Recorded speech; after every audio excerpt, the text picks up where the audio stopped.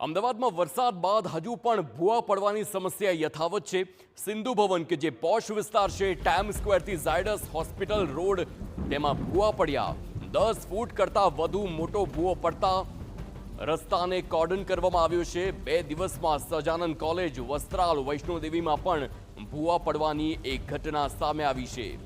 अलग अलग विस्तार अमदावादना खूब ज जाणीता विस्तार है और तमाम विस्तारों जे भूवा पड्या छे आ भूवा ज ए तंत्रनी कामगीरी केवी करवामां आवी छे तेनुं रिपोर्ट कार्ड आपे छे। आ जुओ, सिंधु भवन रोड पर भूवो पड़े छे, सहजानंद कॉलेज पास भूवो पड़े छे। आ ए विस्तार के जे अमदावादना प्रचलित विस्तार है अने तेमां ज आवी स्थिति।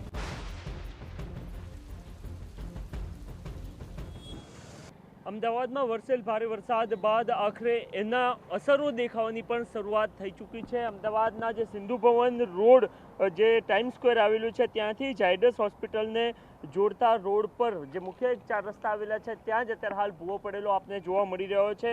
આપ ભૂવો જોઈ રહ્યા છો કે કેવી રીતના આખી જમીન નીચે બેસી ગઈ છે અને વધુ એકવાર આપ જોઈ રહ્યા છો કે બાજુમાં જ ડ્રેનેજ લાઇન જોવા મળી રહી છે અને ત્યાંથી કદાચ પાણી લીકેજ થયું હોય અને ત્યારબાદ આ પ્રકારનું સેટલમેન્ટ થયું હોય એની શક્યતા જોવામાં આવી રહી છે। લગભગ 10 ફીટ કરતાં પણ વધારે પહોળો આ ભૂવો જોવા મળી રહ્યો છે। ભૂવો પડતાની સાથે જ મહાનગરપાલિકા દ્વારા આ સમગ્ર જગ્યાને હાલ કોર્ડન કરી દેવામાં આવી છે।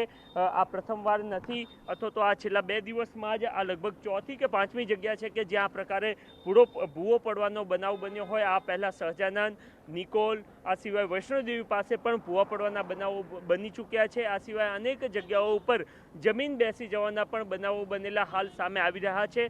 મહત્વની વાત એ છે કે પ્રી મોન્સૂન પ્લાન જ્યારે તૈયાર થતો હોય છે અથવા તો પ્રી મોન્સૂન પ્લાન હેઠળ જે કામગીરી થતી હોય છે એમાં જમીન સેટલમેન્ટ ના થાય એ બાબતનું પણ ધ્યાન રાખવામાં આવતું હોય છે।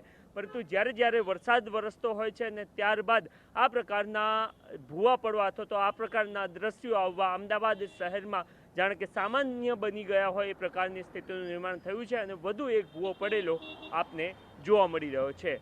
કેમેરામેન દીપક સેન સાથે નરેન્દ્ર રાઠોડ, TV9 અમદાવાદ।